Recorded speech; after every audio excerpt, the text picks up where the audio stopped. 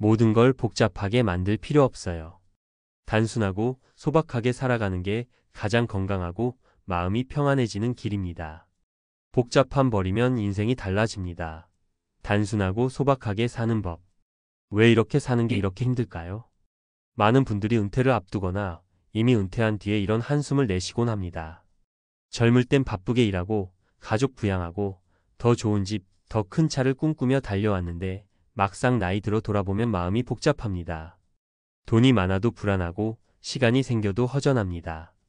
주변 사람들은 여유롭게 살라고 말하지만 내 머릿속은 온통 이 돈으로 몇 년이나 버틸까? 아플 때는 어떡하지? 자식들은 괜찮을까? 하는 걱정으로 가득합니다. 사실 우리 삶이 이렇게 복잡해진 건 어쩌면 너무 많이 가지려 했기 때문일지 모릅니다.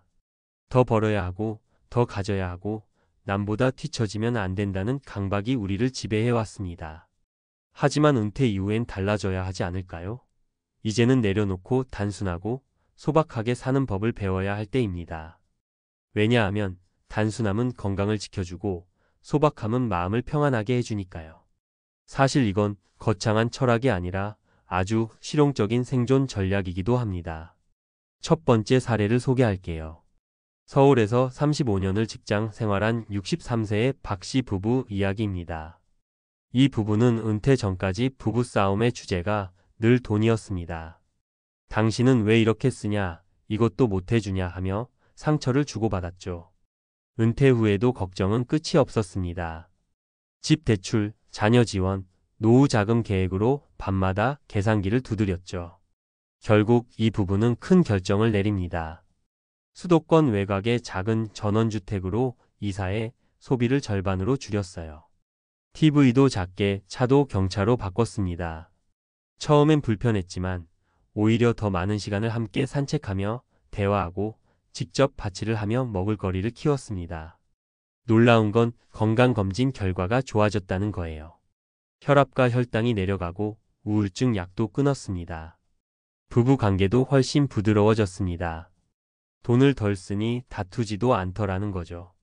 두 번째는 59세에 은퇴한 김 선생님의 이야기입니다. 그는 교사로 평생을 바쁘게 살았습니다. 퇴직하자마자 집에 앉아 있으려니 너무 허무하고 자신이 아무 쓸모없는 존재처럼 느껴졌다고 해요. 그래서 처음엔 고급 취미 생활을 찾아봤습니다.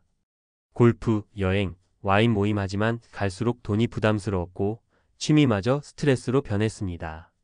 결국 김 선생님은 도시 근교의 소규모 농장을 빌려서 주말마다 흙을 만지고 작물을 기르기 시작했습니다.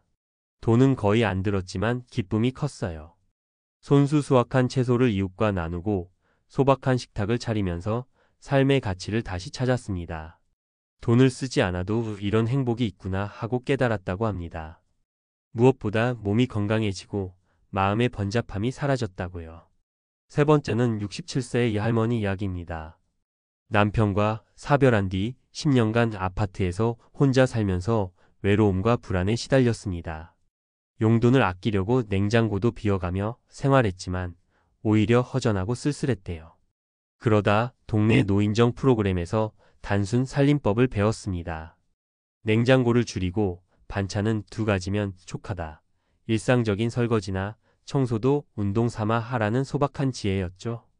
실천하면서 삶이 바뀌었다고 합니다. 냉장고가 비면 불안했는데 이제는 오늘 먹을 만큼만 사고 신선하게 먹습니다. 집안이 단정해지니 마음도 편해지고 살림이 간소하니 지출도 확 줄었어요. 덕분에 아끼던 돈으로 손주들에게 작은 선물도 해주면서 마음이 한결 넉넉해졌다고 합니다. 이처럼 단순하고 소박하게 사는 것은 선택의 문제가 아니라 은퇴 이후를 잘 살기 위한 필수 전략입니다. 너무 많은 물건과 정보, 사람 관계 속에서 갈팡질팡하다 보면 노후가 고통스러워질 수 있어요. 하지만 복잡함을 덜어내면 관리할 것도 줄고 걱정할 일도 적어집니다. 전문가들도 이야기합니다. 노년기 스트레스의 상당수는 과도한 소비와 소유욕에서 비롯된다고요. 소비를 줄이고 삶을 단순화하면 스트레스가 줄어들고 심혈관계 질환 위험도 감소한다는 연구 결과도 있습니다. 뇌도 마찬가지입니다. 복잡한 결정을 줄이면 전두엽의 부담이 줄어 사고가 명료해지고 치매 예방에도 도움이 된다고 합니다. 그리고 단순함은 사회적 관계를 바꿉니다. 부자처럼 보여야 한다는 체면이 사라지면 더 솔직하고 따뜻한 관계가 가능해집니다. 허세 없이 소박하게 서로를 위로할 수 있죠. 이웃과 나누고 가족과 진심을 주고받을 여유가 생깁니다. 단순하게 산다는 건 결코 궁상맞거나 가난하게 살라는 게 아닙니다. 오히려 내게 진짜 필요한 것만 남기고 나를 귀하게 돌보는 삶을 선택하는 것입니다. 소박함은 자존심을 내려놓고 나이답게 품격 있게 사는 방법이기도 합니다. 혹시 지금 그래도 돈이 있어야 하지 않나 하고 걱정되신다면 이렇게 생각해 보세요. 돈이 없어서 불행한 게 아니라 돈으로 다 해결하려 해서 불행해진 건 아닐까요? 건강을 위해서, 마음의 평안을 위해서 이제는 단순함을 선택해야 할 때입니다. 오늘부터 한번 시도해 보세요. 가장 좋아하는 물건 하나만 남기고 정리해 보세요. 한 끼 식사를 가장 단순하게 만들어 보세요. 오늘 꼭 해야 할 일 한 가지에만 집중해 보세요. 복잡함을 버리면 인생이 달라집니다. 그리고 단순함 속에서 우리가 찾는 진짜 행복과 평안이 기다리고 있을 거예요. 이어서 복잡함 버리면 인생이 달라집니다. 단순하고 소박하게 사는 법이라는 주제로 이번에는 전문가의 시각에서 더 실질적이고 구체적으로 독자가 당장 활용할 수 있도록 설명을 이어가 보겠습니다. 문장은 계속 편안하고 말하듯 풀어가되 정보는 탄탄하게 담아드릴게요. 자, 앞서 이야기한 것처럼 단순하고 소박하게 산다는 건 말로는 쉽지만 막상 실천이 쉽지 않습니다. 왜냐하면 우리 뇌가 이미 복잡하게 살도록 훈련되어 있기 때문이에요. 광고, 사회적 기대, 가족의 시선, 내 욕망까지 전부 이것도 필요하다, 저것도 가져야 한다 하고 속삭이죠. 그래서 전문가들이 권하는 건 습관을 의식적으로 단순화하는 전략입니다. 이건 한두 번이 아니라 평생 유지해야 할 새로운 생활 패턴이에요. 첫 번째 실천 팁은 소비 줄이기가 아니라 관리할 대상 줄이기입니다. 많은 분들이 은퇴 후에도 소비는 줄이지만 물건은 그대로 두고 불안해합니다. 언젠가 필요할까 봐 쌓아두죠. 그런데 미국 스탠퍼드대 심리학 연구에 따르면 시각적으로 복잡한 환경이 스트레스 호르몬인 코르티솔을 평균 25%까지 증가시킨다고 해요. 물건이 많으면 내가 그것을 무의식적으로 계속 관리하려고 해서 부담이 커집니다. 실천법 오늘부터 하루에 5분씩이라도 불필요한 물건을 빼세요. 은퇴 후엔 미래의 나보다 오늘의 나가 쓸 것만 남기는 게 원칙입니다. 안 입는 옷은 기부하거나 재활용. 1년간 쓰지 않은 주방용품 정리. 사용하지 않는 취미용품은 필요한 이웃에게 나눔. 이걸 습관화하면 매달 12만 원씩 추가로 절약되는 경우도 많습니다. 이건 단순히 돈 문제가 아니라 심리적 공간을 만드는 일이에요. 두 번째로 전문가들이 강조하는 건 식사의 단순화입니다. 노년기 건강을 위협하는 건 사실 과잉 섭취와 영양 불균형이에요.